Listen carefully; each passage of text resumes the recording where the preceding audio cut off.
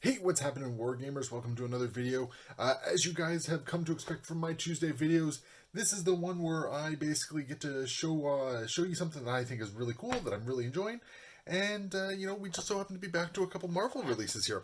And in this particular video, we are going to be looking at the first of the Inhumans boxes, which is going to be Blackbolt and Medusa, the King and Queen of Attilan from Marvel Crisis Protocol. So as usual, what this is going to be is not so much a review of the rules or anything like that, but more just taking a look at the models, the components, that sort of stuff. Just seeing, what it's like, how cool it is. So anyway, right off the bat, taking a look at it, we got ourselves the contents back here. So we got some tactics cards, crisis cards, affiliation cards, tokens.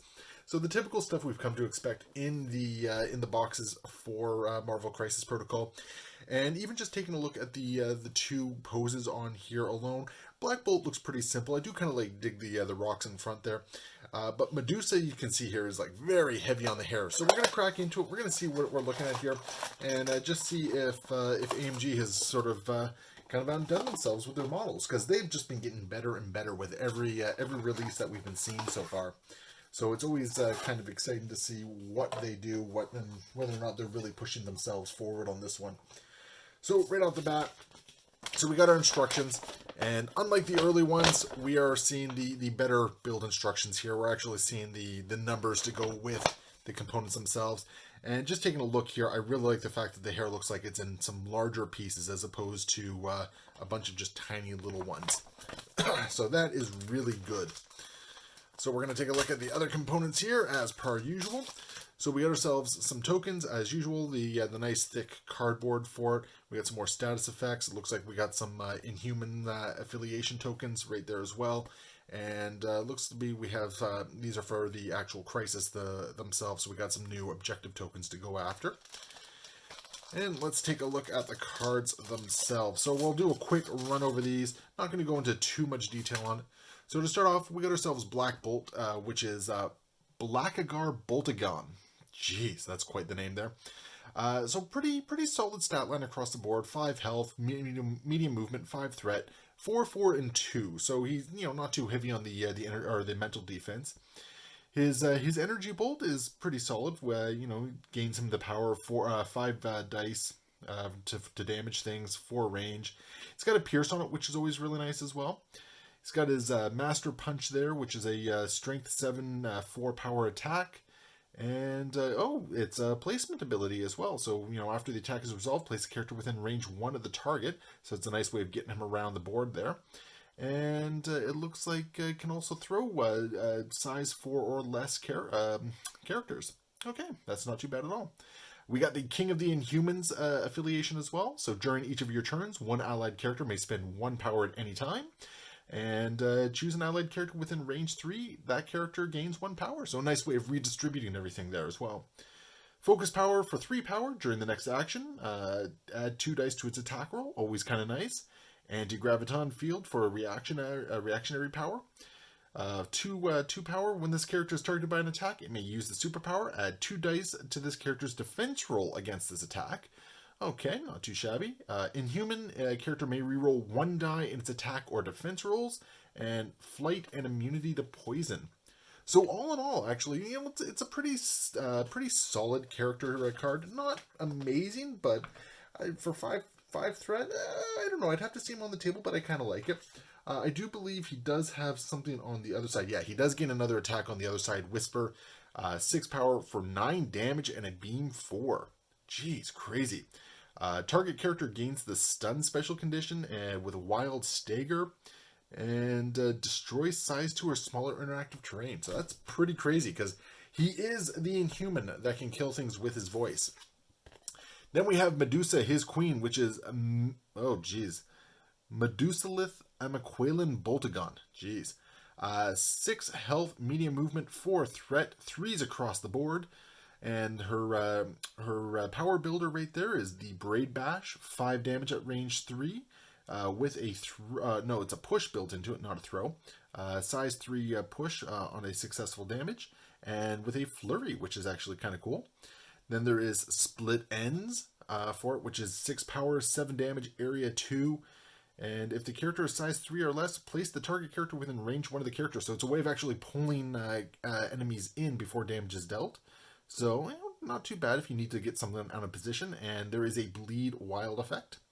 We have hair flip for 3 power. Choose an enemy character of size 3 or less and within range 3 and throw it short. Okay. Then we have Royal Decree for 2 power, which is choose another allied character within range 2, place this character within range 1 of the chosen character, or place the chosen character within range 1 of this character. It can only be done once per turn. Pretty solid for placement, just moving people around. Inhuman, so it looks like all the Inhumans are going to have that ability to reroll one of its attack or defense rolls. Then there is Living Strands. When climbing or advancing, enemy characters cannot place the movement tool overlapping this character's base.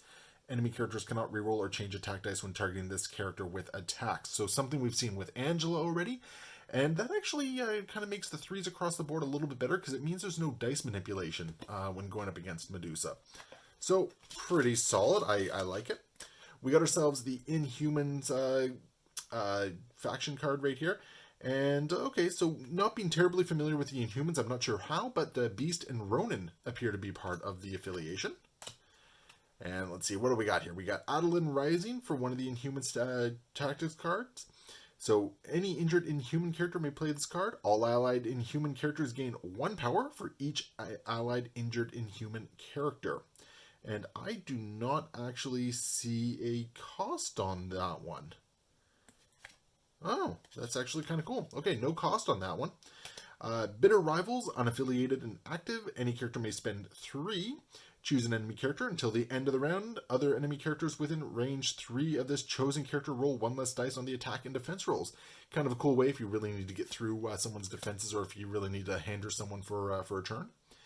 Inhuman Royal Family, active for Inhumans. Any number of allied Inhuman characters may spend 2 power to play this card. Once this round, each character may spend power to play this card. Each character that spent power to play this card may reroll any number of dice in the attack or defense roll. Kind of cool. If you're playing Inhumans, I can definitely see why you'd be taking that one. We got Terrigenesis, which is an active Inhumans card. Spend 3 to play. Choose an enemy character holding a civilian token within range 3 of this character and roll 4 dice. Deal 1 damage for each critical, wild, or hit rolled. If the enemy character is dazed or KO'd, gain 2 VP. So kind of cool. Kind of you know, very situational, but neat. And then we got a, wow, okay, so we got a Threat 20 Crisis here, which is a secure Terrigen Clouds sweep over city. And yeah, so this is basically a secure one. During the cleanup phase, each of the mist clouds may move. Oh, that's neat. So they move around. Starting with the player with priority, each player places all mist clouds secured by their opponent within range 2 of their current positions.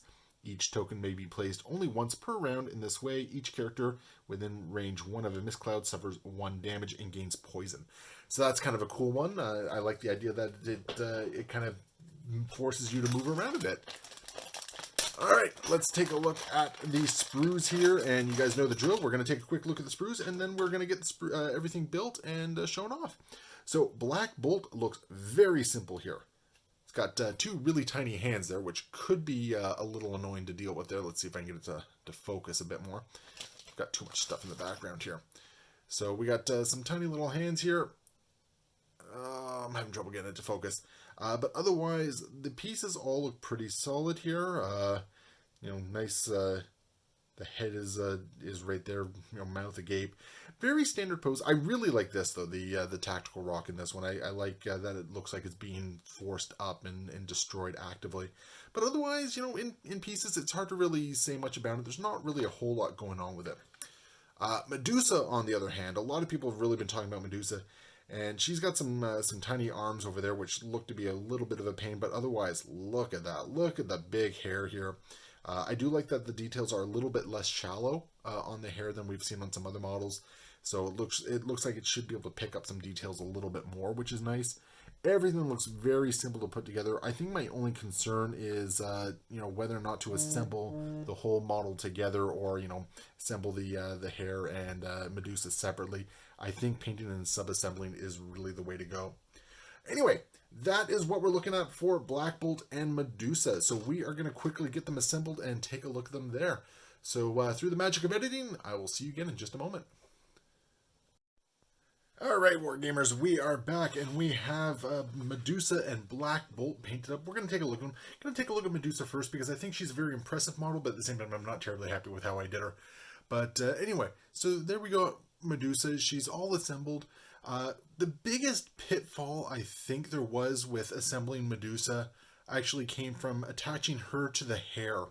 If everything isn't quite put together properly, or the fit isn't quite in there, unfortunately, it becomes a little difficult to fit her in there. You can actually see, let's bring her up here.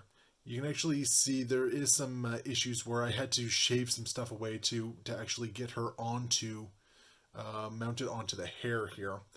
So it is one concern. It's an otherwise impressive looking model though. Like the hair is actually quite neat how it supports the whole thing. The bulk of it is quite good in that it doesn't feel flimsy. I just wish that the head attached a little bit better. You can even see there I got a little bit of a gap in the hair itself. I've seen that on a couple other builds as well, so it seems to be quite common. But all in all, I like the model. I like the fact that you know, she has the hair sort of wrapping around her, that she's about to use it as a weapon. I think her card really reflects the dangerous nature of it.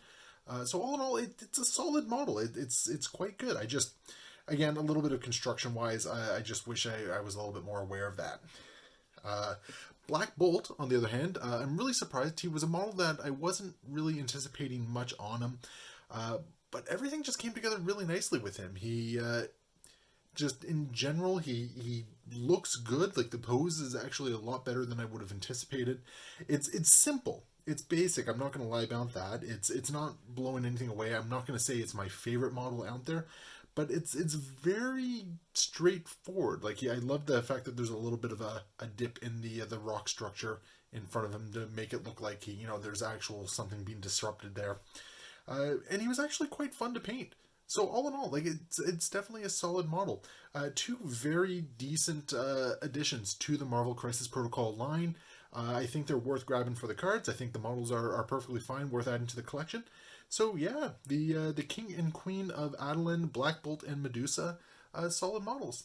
So anyway, that is the end of this video. Hopefully you guys enjoyed it. Be sure to leave your comments below. I always love hearing from all of you.